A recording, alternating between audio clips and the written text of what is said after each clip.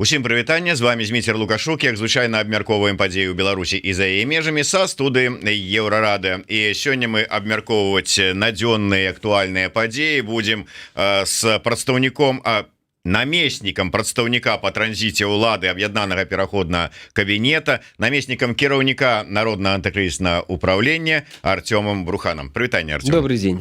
Артём, давайте выкарыстоўваючы ваш вопыт чыноўніка былога, скажите, электаральная кампанія, асабліва прэзідэнцкая кампанія, наколькі гэта напружаны момант для чыноўнікаў не мінскіх, не сталічных, там якія там дзе-нибудь сядзяць у высокіх кабінетах, а вот ну прыкладна па абласцях, у Брэсце вот да прыкладу, наколькі гэта нешта там будзе і будзе, што нам у нас тут сваёй работы хапае, ці гэта нейкі вот тады адмысловая уздым усяго, што можна толькі. Калі глядзець на там высокіх чыноўнікаў, там старшынёй аблвыканкамаў, таксама намеснікаў, якія адказваюць за сацыялку аблвыканкамаў, райвыканкамаў, гарвыканкамаў, то канешне для іх гэта свайго рода экзамен.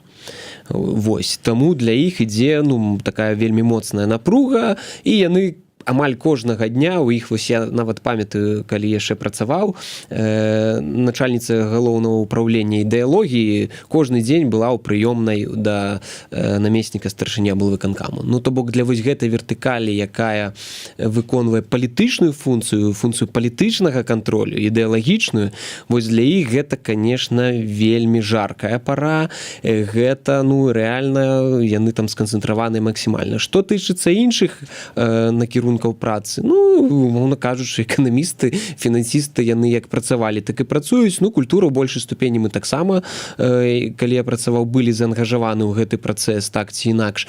І вельмі шмат дадаецца працы менавіта з грамадзянамі. То бок ідуць звароты грамадзян, і трэба ім вельмі добра адказваць, каб яны былі задаволеныя, сустрэчы з працоўнымі калектывамі. То бок напружанне сістэмы і ў рэгіянальных чыноўніках, конечно, яно ёсць. А зараз, гледзячы на сітуацыю, калі вось гэта аўтарытарная сістэма, яна нават уже набывае форму таталітарнай, то, канешне, будзе масавая інфармацыйная адпрацоўка ўсяго грамадства, ўсе працоўныя калектывы будуць прыходзіць, і нават вось зараз бачу, што вось сёння менавіта Пяткевіч у Брэскай вобласці выступае перад працоўным калектывам там нейкага прадпрыемства. То бок ідзе адпрацоўка, распавядаюць пра інфармацыйную гігіену, пра дэзінфармацыю, што не чытайце тэлеграм-каналы варожыя заходнія, не слухайце ўсякіх там лукашукоў з нехтамі. Гэта ўсё вельмі небяспечна для вас. Вось чытайце толькі наш афіцыйны тэлеграм-канал там брэсцкага аблвыканкаму. Штосьці такое. Правильно. Для того, каб слухаць Лукашука з Бруханам і ўсімі астатнімі, ёсць адмыслова прызначаныя для гэтага людзі. Напрыклад, Азаронак, які потым кавалкі з нашых эфіраў распаўсюджвае вось гэтыя экстрэмісцкія прадукцыю праз свае эфіры, там Юра Воскресенскі, і іншыя там таварышы маёры. Дарэчы, начальнікі аддзелу інфармацыі аблвыканкамаў сядзяць і адглядваюць, і таксама прыносяць. Вось там што хтосьці сказаў. Вось не ведаю. Я для чаго спытаўся, пачаў вот как бы так з такога каб апісанне, як это ўсё адбываецца. Справа ў тым, што Белпол выдаў сваю інфармацыю з правераных і крыніц, які яны сцвярджаюць, што наступныя выбары, так званыя прэзідэнцкія, пройдуць у Беларусі 23 лютага 25 года. Але вось тут, я просто цытую, сцвярджаецца, што падрабязныя планы выбарчай кампаніі ўжо распрацаваныя. У пачатку жніўня 24 года, то есть вот буквально зараз, ва ўсіх аблвыканкамах прайшла іх абарона у двукосі. Гэтыя мерапрыемства былі зашыфраваныя пад падрыхтоўку да новага навучальнага года. І да даты, вот, да лютага 25 года мы яшчэ вернемся, а тое, што вот таким чынам гэта прэзентуецца, пачатак этой кампаніі, там вот за такі перыяд, то есть вот што зараз яно падходзіць, наколькі гэта звычайная з'ява і наколькі, то есть вот такая абкатка, як яны кажуць, зашыфраваная пад нейкія там іншыя мерапрыемствы, такое раней было? Не, зашыфраванасці такой не было. То бок фактычна праводзіліся нарады, дзе проста выказалі, што вось там хутка выбары, і фактычна рыхтавалі да іх. То бок вось тое, што зашыфравана, гэта, я думаю, звязана менавіта з вынікамі 2020 года, каб ніхто не падрыхтаваўся, каб гэту інфармацыю як мага даўжэй трымаць у невядомасці. А што датычыцца таго, што яно зашыфравана пад навучальны год, так якія ўпраўленні, таксама якія аддзелы будуць заангажаваны ў выбары, акрамя ідэалагічнага? Канешне, адукацыі. Таму што яны будуць менавіта пад кантролем ідэолагаў, пад кантролем адміністрацыі абіраць чальцоў камісій. Вось гэтых настаўнікаў у школах і дырэктароў, каб яны забяспечылі вынікі гэтых выбараў. То бок гэта кампанія ўжо, потому што яна зашыфравана і галоўнае ў ёй праца ў выбарчых камісіях гэта ў прынцыпе адукацыйны працэс. Нейкай ступені адукацыйны працэс фальсіфікаваць вынікі выбараў. Вось такі гэта зараз працэс. Вось у чым пра што размова. Таму цалкам лагічна, што яны гэта ні ў кога не ўзнікне пытання сярод нават чыноўнікаў там управлення адукацыі, што іх запрашаюць на нараду, звязаную з пачаткам навучальнага года. Яны прыйшлі, потым прыйшоў там кадыбіст і ідэолаг, і там старшыня выканкаму і сказаў: вось глядзіце, сітуацыя вось такая. Гэта нікаму, гэта для служебнага карыстання, нікаму не распавядаем. У нас была нарада пра адукацыю, а вось тут там нейкія метадычкі, нейкія там рэкамендацыі па фармаванню гэтых камісій выбарчых.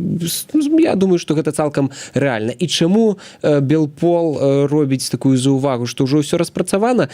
Я не ўпэўнены, што наўпростава ім гэта сказалі, але аналітычна я магу пагадзіцца з гэтым. Чаму?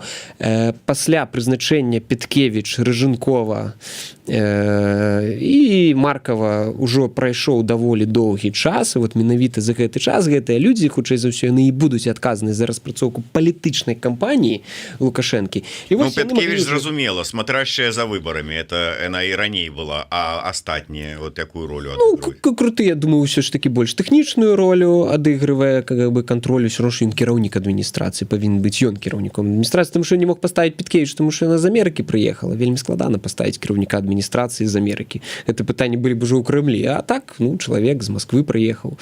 В Амерыке яна ж там за мужам была. Так ці інакш. Хто яго ведае? Можа, звербавалі ЦРУшнікі.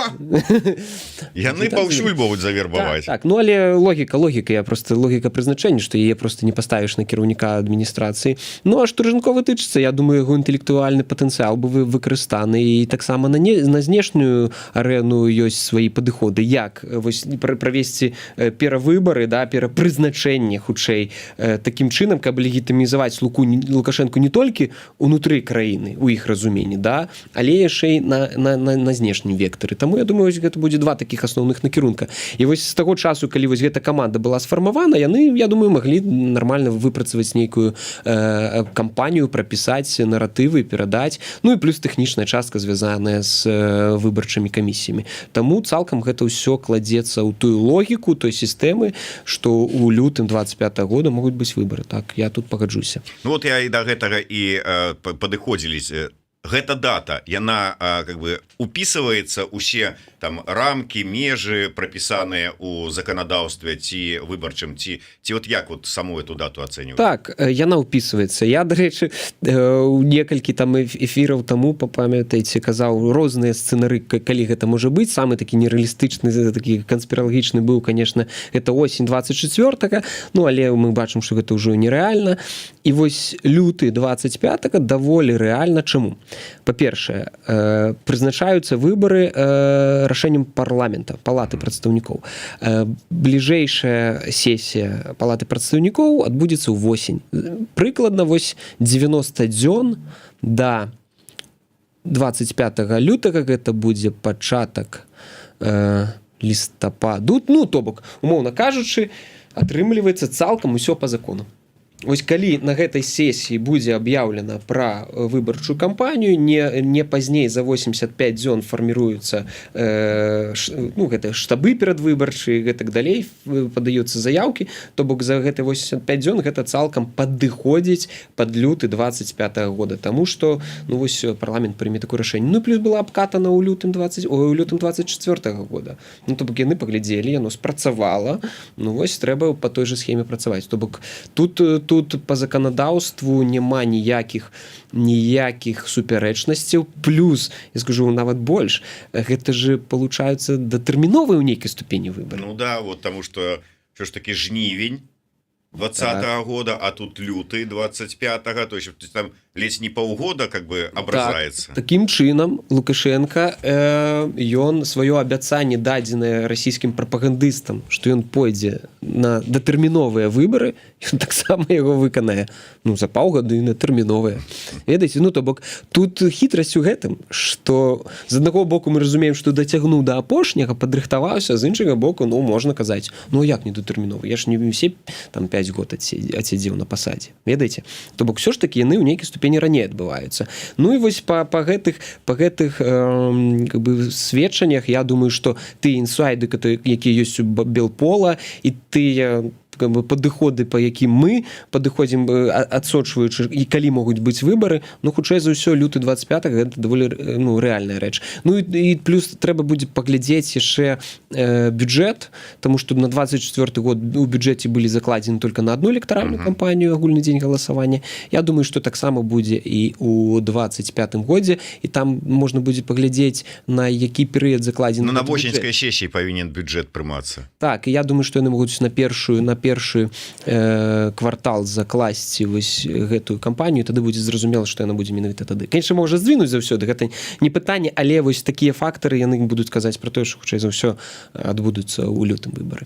Але, Артём, як вам падаецца, ўсё ж такі, такое адчуванне, да, яны ўкладаюцца там у тэрміны, прапісаныя ў выбарчым кодексе, але такое адчуванне, што ўсё ж такі спяшаюцца нейкім там хутчэй. І што, калі гэта сапраўды так, то што гэта, толькі жаданне нешта там потым сказаць прапагандыстам расійскім, бачыце, трымае слова, ці не, ці ўсё ж таки нешта іншае? Не, я думаю, спяшаецца яшчэ з пытання таго, што даволі складаная сітуацыя.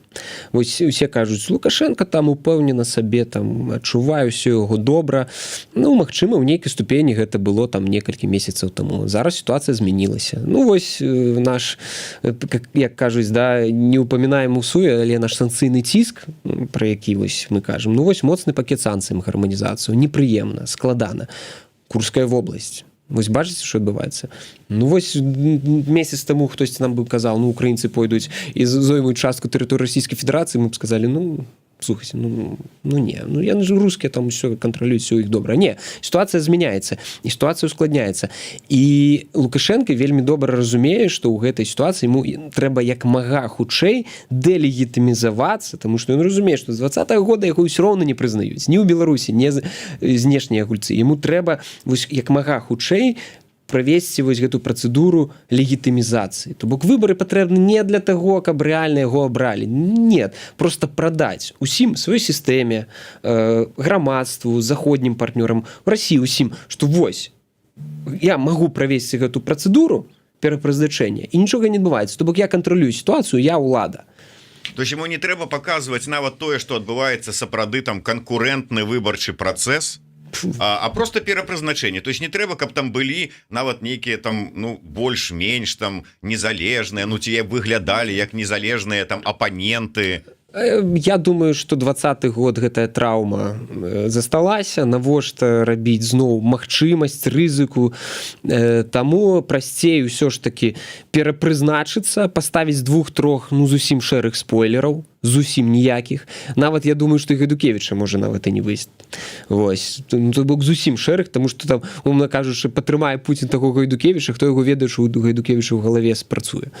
Зусім ніякіх. Каб вось... Кажется, што лашадка яшчэ тая. Все можа быць. То бок уже гэтым сэнс. А зусім шэрыя спойлеры, нават там і падтрымаць рускім будзе складана, таму што іх ніхто не ведае. Вось. Ці ўвогуле там яны, некаторыя прапагандысты пісалі такі кіт, што а хто сказаў, што ў нашым выбарчым кодексе павінна быць некалькі кандыдатаў на пост прэзідэнта. То бок я думаю, што яны нават разглядаюць магчымасць, каб там быў толькі Лукашенко. Нават я думаю, што могуць да такога дайсці. Але хутчэй за ўсё пойдуць па старай схеме, Лукашенко і 2-3 шэрых спойлера, і галоўнае будзе намаляваць яму 90%, паказаць, што нічога не адбылося, што ён кантралюе сітуацыю. Вось у гэтым ідэя, легітымізацыя ў вачах усяго сусвету і ўнутры краіны. Я хотел бы раз прогучала вось гэтае слово там не ўсуе сказаны санкцыйны ціск. Я б хотел одну тэму закрануть. Я хотел гэтую тэму сёння больш шчыльна абмеркаваць с эканамісткай Алісай Рыжыченко, якая у нас, вот як вы ведаеце, зараз стала рэгулярным аглядальнікам Еўрарады раз на 2 тыдні па чацвяргах, 14 по Мінску, 14 по Варшаве, 15 по Мінску у нас запланаваны эфиры, але на жаль спадарыня Аліса сёння раніцай написала, что моцна захварэла. Мы размову перанеслі на аўторак. Эфир безумоўна будзе. Ну так вот как бы троху збіўся графік. Хваробы, гэта справа такая, могуць напаткаць. Але я б хацеў тады вот задаць чалавеку, які ўсё ж таки кажа, што санкцыйны ціск ён працуе. Учора у чаце каардынацыйнай рады вельмі моцна абмяркоўвалі тэму адной з пазіцый, якая ёсць у санкцыйным спісе ЕС. Гэта забарона паставак у завоза ў Беларусь тавараў секонд-хенд. І там шчапіліся, адныя кажуць пра тое, што гэта ж не ходзіць Лукашенко і яго алігаркі ў секонд-хенды. Гэта ходзяць простыя людзі, у якіх ну как бы яны такім чынам эканомяць, і гэта ударыць па простых людзях, а не па рэжыме, кажуць адны. Другія кажуць, што на гэтых секондах менавіта рэжым зарабляе мільёны долараў. У выніку мне больш за ўсё спадабалася, аказалася, што працуюць на Лукашенку і на Пуціна абедзве вот бакі вот гэтай спрэчкі. І тыя, хто кажуць, што гэта дрэнная санкцыя, і тыя, што кажуць, што нармальная. Аказалася ўся агентура. Але вот мне скажыце, Артём, ўсё ж таки, якім чынам пустыя секонд-хенды удараць па рэжыму? Вось зноў я ў прошлый эфір логіку паясняў рашэнняў. Таксама тут паспрабую паясніць логіку. Па-першае, я не падтрымліваю ідэю, каб у Беларусі не працавалі секонд-хенды, каб людзі не маглі купляць. Але, ну, давайте, па-першае, 35% таваразвароту менавіта звязанага з адзеннем гэта секонд-хенды. Ведаеце, ну, гэта ўжо першы для мяне званочак, што краіна ідзе кудысьці не туды. Ну вось давайте таксама на гэта звернем увагу. Калі рэжым кажа, ну вось глядзіце, як гэта ударыла па беларусах. Ну так чаму 35% беларусаў, да, там или гэтага таваразвароту купляюць у секонд-хендах менавіта? Ну тому людзі не могуць купіць новую адзежу. Ну, гэта вось, ну, гэта кажа пра ўзровень. Артём, я разумею гэтыя высокія матэрыі, што а хто насамрэч вінаваты. Мы гаворым пра сённяшні дзень. Наступнае пытанне. Глядзіце. Што тычыцца секонд-хендаў? Справа ў тым, што мы кажам заўсёды пра кантэкст і кантэкст ваенны. Чаму ў Расію прынялі, санкцыянавалі секонд-хенды? Таму што пад маркамі секонд-хенда, пад відам секонд-хенда, пад прыкрыццём яго, туды завозілі элітныя маркі адзення, на якія былі спачатку накладзены... Ламбаргіні ад адзення. Ну, там я не Дыор, там я не ведаю, што там... І што? І як гэта ўплывала на падзеі на фронте? Калі на Расію наклалі... Не, гэта адказнасць краіны-агрэсара. Каб, умоўна кажуш, расійскія эліты, якія таксама адказныя, якія фінансуюць гэтую вайну, яны разумелі, што ім гэта невыгодна. Вось у чым сэнс. І адказнасць краіны-агрэсара гэта ў тым, каб вось є эліты, якія могуць себе дазволіць мільённыя там адзежы, яны гэтага не рабілі. І рускія, ну, паспрабавалі гэта абысці такім чынам. Праз секонд-хенд завозіць гэтыя элітныя маркі адзення. На гэта наклалі таксама санкцыі, адбылося іншае добра. Гэта шырокую магчымасць завозіць зачынілі, але праз Беларусь гэта працягвалася. І то бок рускія таксама зараблялі на гэтай гісторыі. То бок гэта, ну, прабачце, акно для заробку менавіта для рускіх, ну і для рэжыму, я думаю, таксама яно было адчынена. І на жаль, калі спрабавалі зачыніць вот гэтую магчымасць зарабляць грошы для вось гэтых людзей, на жаль, пастрадалі тыя людзі, якія проста ходзяць секонд-хенд. Другое. Я не думаю, што ўвогуле секонд-хенды будуць знішчаны ў Беларусі. Хутчэй за ўсё, яны проста будуць завозіцца праз Турцыю. То бок гэта адзенне будзе прыязджаць у Беларусі у гэтых кантэйнерах, тыя беларусы, якія купляюць адзенне ў секонд-хендзе, будуць яго далей купляць, але вось тыя, але яно стане даражэйшым, я думаю, да. Ну гэта ўжо вось гэта как бы пытанне. То бок я думаю, што не вельмі моцна даражэйшым, але трохі падаражэе, но пры гэтым тыя, прабачце, не для эфіру слова, нядобрыя людзі, якія зараблялі на тым, каб вазілі гэтыя элітныя маркі адзення, і ў рэжыме Пуціна, і ў рэжыме Лукашэнкі, вось па іх гэта ударыла. Ну вось такая справа. Ведаеце, Артём, вот я вчора паслухаў развагі на гэтую тэму Вольгі Лойка, якая вот спрачалася там таксама там на тэму палітвязня, ўсё астатняе, але закранулі і тэму санкцый. І я в прынцыпе з ёй згодны. Справа-то ў тым, што вот тыя, хто зарабляў на умоўна, ну да прыкладу, на тых же самых пастаўках секонда, яны ўсё адно на ім будуць зарабляць. Яны будуць вазіць яго праз Турцыю, тую ж самую, тут яны везлі напрамую, там умоўна кажучы, праз Польшу, зараз будуць везці праз Турцыю, гэта будзе ім абыходзіцца даражэй, але не ім па выніку, таму што тавары гэтыя ў крамах стануць даражэй, у выніку людзі будуць плаціць даражэй, але свае мільёны, тыя, хто зарабляў, ён і будзе зарабляць іх па-ранейшаму. Троху лагістыка, троху, можа быць, складанейшая стане. Ну, вось тут як бы размова про тое, што тыя, хто зарабляюць, бізнес, які проста зарабляе на секондах, ён і будзе зарабляць, так гэта нармальна, калі людзі зарабляюць. Тут размова пра элітныя маркі адзення, і вось тут ўжо не факт, што Турцыя будзе па гэтаму шляху супрацоўнічаць, разумееце? Таму што гэта могуць быць другасныя санкцыі. Вось у чым пра што размова. Вось тут ёсць рызыка, то бок усё ж такі удар па тых, хто зарабляе нядобрыя грошы, да, не просто бізнесмены, якія секондам займаюцца, а фактычна займаюцца кантрабандай. Вось па іх удар нанесены. І таму гучна крычаць, таму што калі б'юць па кантрабандзе, заўсёды гэта ж грошы. Калі не ведаеш, пра што размова, як кажуць палякі, размова пра грошы. І вось тыя людзі, якія губляюць велізарныя грошы на гэтым, вось яны будуць слабеяваць шмат чаго. Ці зняццё санкцыяў гэтых, ці што яшчэ штосьці. Нават і нейкія зусім дрэнныя рэчы рабіць. Таму вось тут таксама трэба шукаць і гэты накірунак. Ну, пры гэтым я кажу, што простыя беларусы у сэнсе секондаў, калі і атрымаюць дадатковыя там кошты, то яны будуць не столь велізарныя. Я думаю, што нават больш атрымае той бізнес, які займаецца секондам. Ён таксама разумее, што калі ён падніме кошты на секонд, то людзі перастануць купляць. І таму вось ён будзе, можа хтосьці менш проста будзе зарабляць. Вось такая сітуацыя. Добра, мы узгадалі вайну ва ўкраіне, узгадалі тую ж самую курскую аперацыю. Ось наш глядач Максим пытаецца, як вы лічыце, курская аперацыя ВСУ напалохала сістэму Лукашэнкі?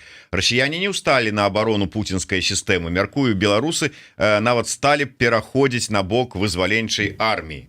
От, армія, не армія, але вось як вы лічыце, вось гэтая сама сітуацыя, вот эта курская аперацыя, яна як успрымаецца, не будзем казаць там пра Лукашэнку, у галаву не залезеш, а звычайна ведаючы чыноўнікі сярэдняга звена, як яны? Я думаю, што ім гэта не зусім падабаецца. Гэта ж разуменне таго, што глядзіце, і калі яны выйшлі вось так у Расію, то што з намі будзе, калі яны так захочуць увайсці?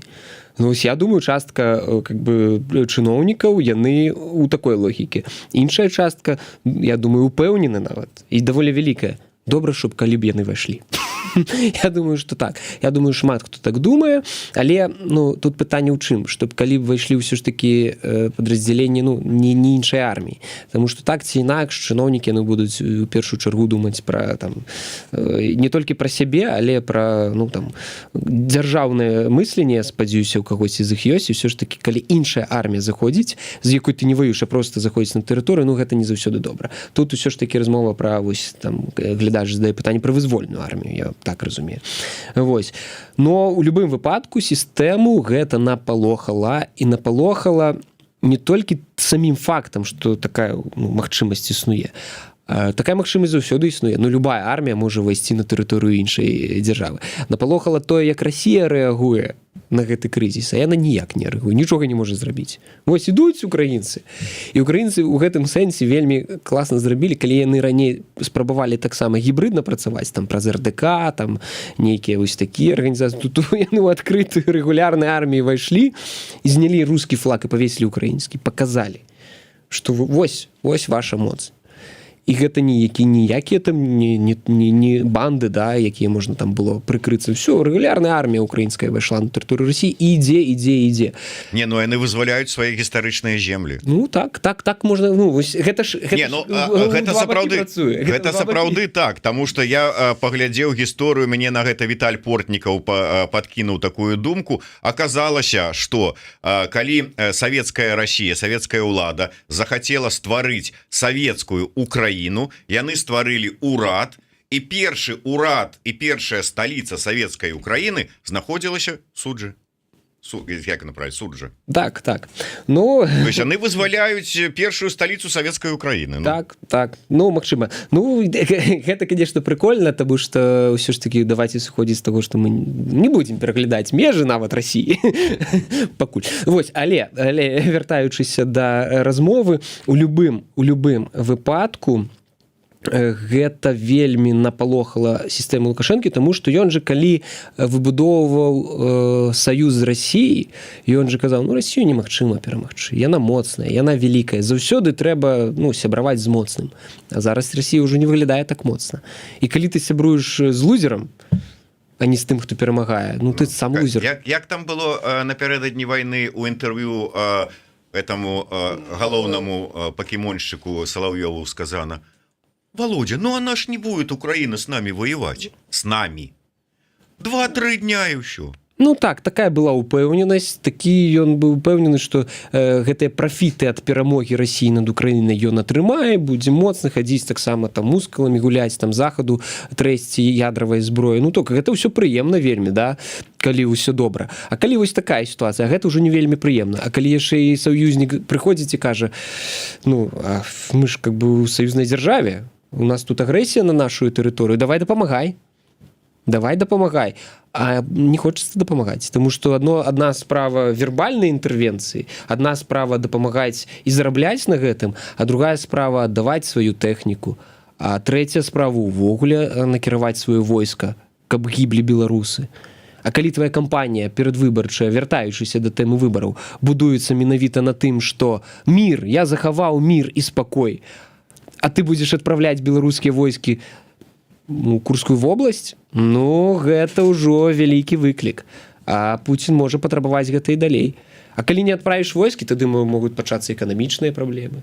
А эканамічныя праблемы ты таксама сваю кампанію будуеш, што ў нас все добра ў эканоміке. І вось тут выбары 25-го года вялікую ролю гуляюць у гэтай ўсей гісторыі. Таму што перад імі менавіта і адбываюцца вось гэтыя ўсе падзеі, і на гэтых палітычных падзеях можна згуляць розныя бакі. Вось у чым сэнс.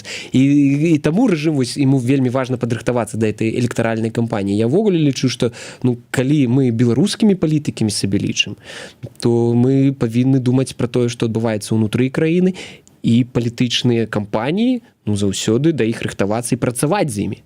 Вось мы, дарэчы, і падышлі дарэшце да гэтага моманта. Вы сказалі, што вот цікавіцца, неяк удзельнічаць у кампаніі. Два бакі. Лукашэнкаўскі рэжым і Москва можа нейк паўдзельнічаць, падтрымаўшы, там паўплываўшы яшчэ. Дэмакратычныя сілы якім чынам могуць паўдзельнічаць? Ну вось, а чаму ж вы спісваеце дэмакратычныя сілы? Конечно, я не спісваю, я цікаўлюся. Конечно, могуць паўдзельнічаць. Я думаю, першую чаргу беларускія дэмакратычныя сілы ім патрэбна прапанаваць беларусам нейкае даволі такое дзеянне, якое будзе для іх бяспечным.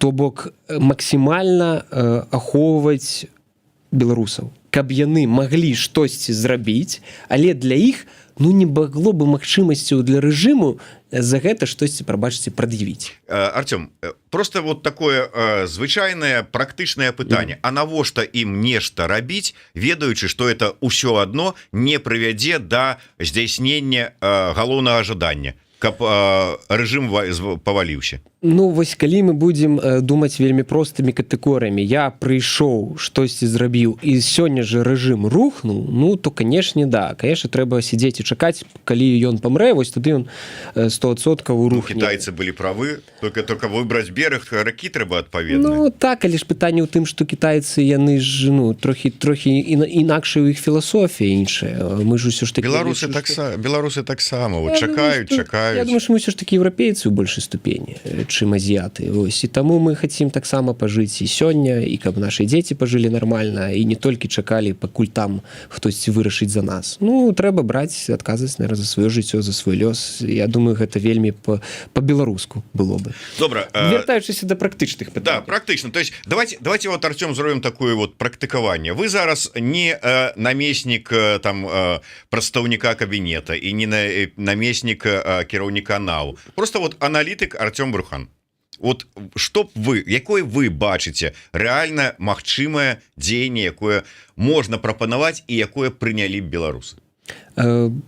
Я бы прапанаваў дзеянне, палітычнае дзеянне, гэта прыйсці на участкі для галасавання і прагаласаваць супраць усіх.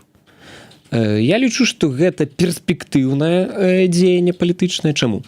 Таму што калі мы працуем менавіта толькі з нашым ядром нашых паплечнікаў, ну яны зразумела не любяць Лукашэнку, яны яго не хочуць, яны ну радыкальна супраць яго. Але я ўпэўнены, што вялікая колькасць беларусаў яны не падтрымліваюць Лукашэнку, але ну будзем шчыра казаць, і не падтрымліваюць магчыма нас. Яны знаходзяцца ў такім стане, ну але Лукашенко іх дастаў. Альтэрнатывы ў якасці нас у бюлетэні не будзе. Ну няма. Ну трэба прапанаваць тое, што будзе вось гэтай большасці падабацца. І вось супраць усіх, мне падаецца, гэта такі кампрамісны варыянт. Ты не выказваешся ў падтрымку там нейкай апазіцыі, якая табе магчыма не падабаецца зараз. Але пры гэтым ты не падтрымліваеш Лукашенка, тому што ён дастаў цябе. Таму што ён дастаў і шаравога працоўніка на заводзе, ён дастаў і шаравога чыноўніка, тому што гэты чыноўнік сядзіць, думае, ну калі ж гэта ўжо ўсё ж скончыцца, прыйдзе хтосьці іншы, каб гэтыя гайкі ўжо падкруцілі, каб я ўжо мог спакойна паехаць у Польшу бедронку, купіць себе кавы падзешэўшы. Вось. Я упэўнены, так шмат хто думае, ці паехаў просто ну, аддохнуць кудысьці ў Европу, візу прасцей атрымаць, а не пісаць 7 дакументаў, чаму ты туды едзеш, а потым КДБ хадзіць кожны месяц. Ну вось яны сядзяць і думаюць, хутчэй бы ўсё гэта адкруцілася. Прабачце. Я думаю, што ў нейкай ступені шараговыя простыя там менты. Яны, ну я вось размаўляў з аднім там чалавекам і кажу, ну дастаў Лукашенко, але ж вашыя там таксама вось ваша Ціхановская гэта ўсё не тое. Ну вось, ёсць магчымасць. А чаму прапановую гэта? Таму што мэта Лукашэнкі пад гэтай кампаніяй паказаць, што 20-й год гэта не сістэмная праблема. Гэта проста людзям пасля каранавірусу задурылі галаву усякія ворагі. І насамрэч беларусы любяць Лукашэначку. Ён добры, ён гарант, ён наше ўсё, ён бацька і гэтак далей. Просто дурныя беларусы ім задурылі галаву розныя нядобрыя людзі, якія фінансуюцца там крыважэрным захадам і рэптылоідамі. А вось, я думаю, задача дэмакратычных сілаў у гэтай сітуацыі, калі ён хоча максімальна легітымізавацца і беларусам, і еўрапейцам паказаць, і ўсяму заходняму свету паказаць, што гэта была памылка, а народ яго падтрымлівае, паказаць, што гэта не так. І нават сістэме. Калі вось тыя, хто будуць фальсіфікаваць, каб яны бачылі, што ім 4 гады кажуць, 20-й год памылка народная, а 25-й год гэта ўсё перакрэсліць, і людзі насамрэч прагаласуюць за Рыгорыча. І яны будуць бачыць, што ім прыйдзецца гэта фальсіфікаваць, што яны будуць бачыць, што ніхто не хоча яго, што вось яго точно не хоча ніхто. І вось гэта будзе спрыяць да таго, што яму пойдзе гэта інфармацыя. І гэта будзе спрыяць да таго, што транзіт будзе набліжацца. Транзіт улады, тому што ён таксама кажа. Вот давайте паглядзім, што ён кажа. Так, гэта зараз какецтва. Але 25-й год можа даць яму яшчэ адзін пасыл да таго, каб правесці нейкі транзіт. Ну, а ў нашых інтарэсах, каб ён хутчэй сышоў. Таму што, калі прыходзіць хтосьці іншы, гэта заўсёды ўжо сістэма пачынае хістацца. І, магчыма, а я ўпэўнены, што той, хто прыйдзе пасля яго, калі гэта не будзе цалкам такі адбіты стаўленік Масквы тыпу Карпенкова, будзе дамаўляцца беларусы з беларусамі дамовяцца. Ну тут конечно разлічваць на тое что будзе нейкі транзит улады гэта з той же самой катэгорыі что вы должны уже привыкать к тому что у вас будет другой президент. Ну, я не кажу про зараз, я кажу А народная любоў якая вы ж бачылі там бедная тетенька с кійком ледь притомность не стратила. Давайте конституцию срочно менять, чтобы вы и после смерти были президентом. Ну я думаю что ён бы так хацеў зрабіць, але нават ён уже разумее что так не атрымаецца, але ён хоча кіраваць пасля смерти, гэта ж зразумела. Вось тое что там прапісваецца, гэта ж усё пра кіраванне пасля смерти. То бок вось так не хочацца гэтую уладу аддаваць і хочацца кіраваць заўсёды нават. Ну любы дыктатар, я думаю, пад канец жыцця ён задумваецца пра тое что тую сістэму якую падбудаваў яна павінна існаваць там яшчэ доўгія гады, бо яна найбольш эфектыўная і найбольш добрая. Ну вось нам Ленін ленінізм, Сталін сталінізм, ну вось Лукашенко і лукашызм, ён хоча каб гэта сістэма засталася, каб яна далей функцыянавала, але ну яна няма падставы ёй быць устойлівай калі яго не будзе. Артём, такое асабістае пытанне, вы добра ведаеце такого, ну будем спадзявацца что это рэальны чалавек под які імя прозвішча Браніслав Ткаченко? Не, то есть вы там з ім нідзе там на брудершафт не пілі, у лазню не ходили? Не. Ну просто да чалавека вось так на ты адразу звяртацца, то есть как бы можна только калі ты з ім ну нешта там, як кажуць, пуд солі з'еў. Але вот піша: Артём, что думаешь по поводу обнуления Тихановской? Далей. Яшин Дудю заявил, что демократическим силам в изгнании лидер необходим только на период выборов. Я не ведаю, чему для белорусов тое, что Яшин заявил Дудю, больш значнае, чым тое, что, да прыкладу, Латушка заявіў Лукашенку, ці там, скажем, Сахашчык, там ці яшчэ хто-небудзь заявіў там Мелкозёрову, а вот Дудю это уже значит, как у этого с мультиков сыр и вот вот так вот крутятся и все тогда уже дуть. Але что все ж таки наконт того, что и демократычным силам провести нейкую кампанию, каб, ну я не ведаю, там подтвердить, як кажуць, мандат, легитимность Тихановской, ці выбрать нового лидера национального? Ведаеце, я вось як вось вы ўжо даўно ў дэмакратычным руху. Не, я ў журналістыцы даўно. Ну, журналістыцы і даўно, умоўна кажучы, крытыкуеце рэжым Лукашенко, а я ўсё ж таки ў гэтай сістэме трохі працаваў. І дэмакратычныя сілы, калі даюць нагоду. Гэта таксама добра. Вось, я не так шмат у гэтым дэмакратычным руху, я чалавек новы, але як гісторык па адукацыі, ну, шмат чытаў, і вось гісторыя з Міленкевічам, яна паказвае, што калі пачынаюцца размовы пра пераабранне лідара, які, ну, даволі прызнаны на міжнародным узроўні, прызнаны беларусамі, таму што яны за яго галасавалі на агульнанацыянальных выбарах. Вялікай колькасцю, не 1000, не 6, не 12, не 48, а значна большай колькасцю прайшлі, зрабілі палітычны акт. Гэта заўсёды прыводзіць да таго, што з'яўляецца новы лідар, які, ну, кажуць, ну, ён ужо не такі, а потым яшчэ новы, а потым яшчэ новы. І весь гэты рух, ён, ну, атрымлівае моцны удар. То бок, ёсць гістарычны прыклад. Калі пераабранне лідара, прызнанага усімі і структурамі, і міжнароднымі арганізацыямі, міжнароднымі партнёрамі прывяло да знішэння фактычна дэмакратычнай альтэрнатывы і паслаблення дэмакратычнага руху. І зараз нам прапануюць пайсці тым жа шляхам. Ну вось, як гэта разумець? Навошта? Вось, што бы што? Вось, ведаеце, я ненавіжу гэта выражэнне, але я вось хочацца спытацца, што бы што. Але, вось мы з вамі зараз абмяркоўвалі мэту Лукашэнкі. Легітымізавацца ў 25-м годзе, атрымаць легітымізацыю ўнутры краіны і легітымізацыю на знешнім поле. І адначасова ідзе прапанова дэлегітымізаваць Святлану Ціхановскую. Но я разумею, што ну, людзі розныя погляды маюць, але гэта, ну, гэта дрэнная прапанова, яна вельмі дрэнная. Дапамагаць Лукашэнкі ў легітымізацыі і падмяншаць легітымізацыю прадстаўніка дэмакратычных сілаў, лідаркі дэмакратычных сілаў, ну, гэта вельмі дрэнная і глупая прапанова, прабачце. І калі яна гучыць ад умных людзей, ну, я не ведаю. Ну, я лічу, что гэта дрэнная прапанова, яна неправільная і прыслухоўваецца да яе нельга. А вось такія каментатары, которые выкарыстоўваюць слова абнуленне, ну гэта я сумнеюся, что гэта Браніслаў Тарашкевіч, а хутчэй Іван Петров, либо товарищ Іван Петров, вось хутчэй за ўсё.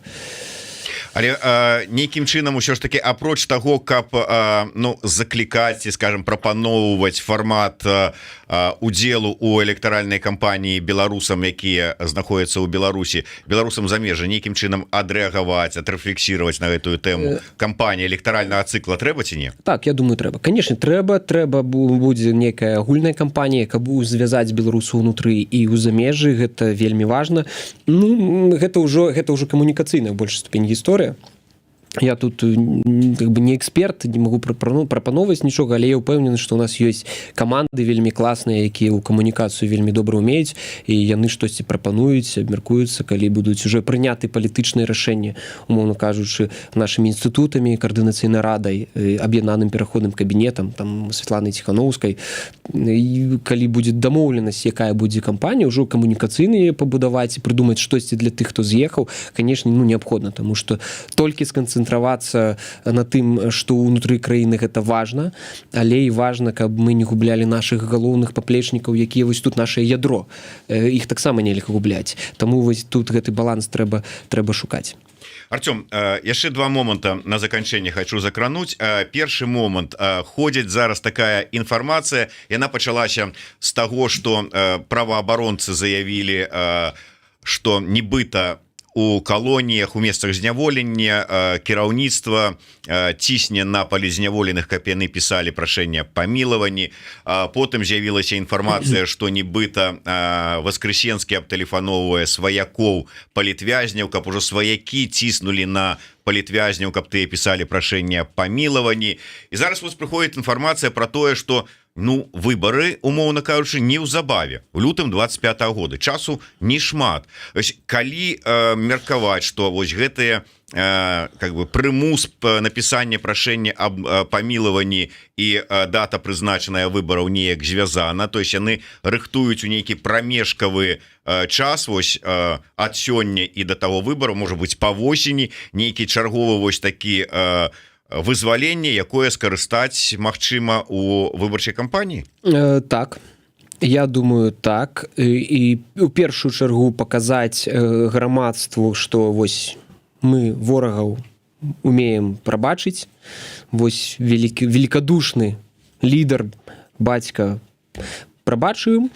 Гэта першае, гэта на ўнутраную аўдыторыю, а на знешнюю аўдыторыю для заходніх партнёраў. Гэта паказаць, ну глядзіце, я ж зрабіў першы крок. Я вызваліў там 12, 17, 18, 30 чалавек. Гэта ўжо пра гісторыю. Вось тое, што казаў, легітымізацыя ўнутры краіны, легітымізацыя на знешняй прасторы. Для гэтага трэба рабіць нейкія крокі, не толькі казаць прапагандысцкі. Вось ён таксама будзе спрабаваць выкарыстоўваць гэтую гісторыю ў сваіх інтарэсах. І на жаль, ён не вызваліць усіх, гэта таксама трэба разумець. Сваіх галоўных палітычных апанентаў ён не вызваліць, але будзе прадаваць гэтую гісторыю як пацяпленне. Але давайте глядзець. Даследаванне Геннадзя Коршунова пра тое, што рэпрэсіі не тое, каб паменшыліся, яны растуць. І та інфармацыя, якая да нас прыходзіць, ну, прабачце, рэпрэсіі не змяншаюцца, яны павялічваюцца.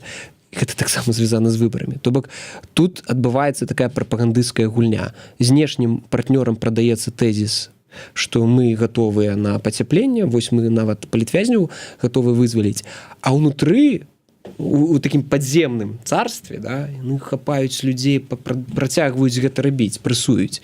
І вось гэта паказвае іх такую, ну, двулічнасць, якую яны хочуць выкарыстаць. Гэта жудасна, ну, гэта пацвярджае, з кім мы змагаемся. То бок, з аднаго боку яны нам будуць адно казаць, а іншай рукой будуць працягваць людзей катаваць у губазіках.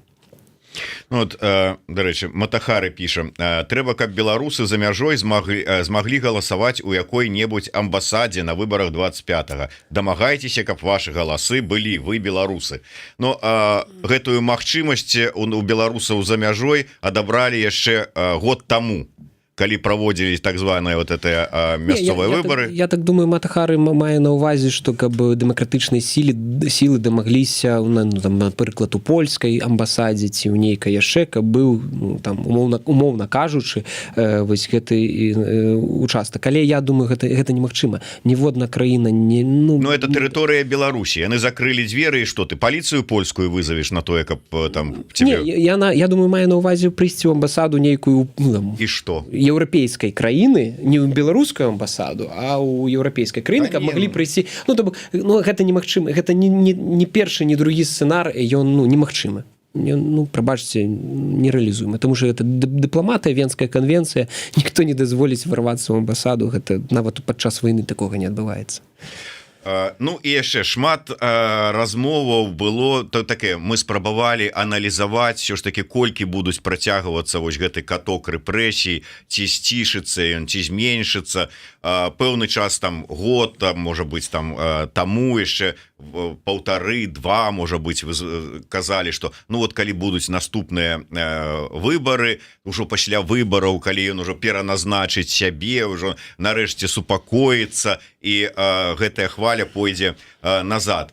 Ведаеце, мне буквально вось гэтымі днямі один чалавек адтуль, які там, ну, как бы, з'яўляецца там прыхільнікам рэжыма, напісаў: ваши ўсе размовы пра магчымую адлігу — гэта ваши вільготныя мары. Так вось, ці варта ўсё ж такі вільготна, не вільготна, але з практычнай пункту гледжання, з зацікаўленасці рэжыма у стасунках з захадам паляпшэння, што рэпрэсіі пасля 23 лютага ўсё ж таки, неяк пойдуць на спад. Я думаю, яны будуць захаду прадаваць вызваленне палітвязняў, але спыняць рэпрэсіі не будуць.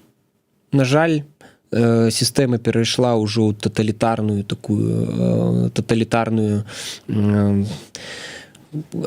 асяроддзе, то бок яшчэ до конца не аформілася, але вось уже предтоталітарызм, калі яшчэ культу няма, і ідэалогіі лукашызму, але скора будзе. Вось.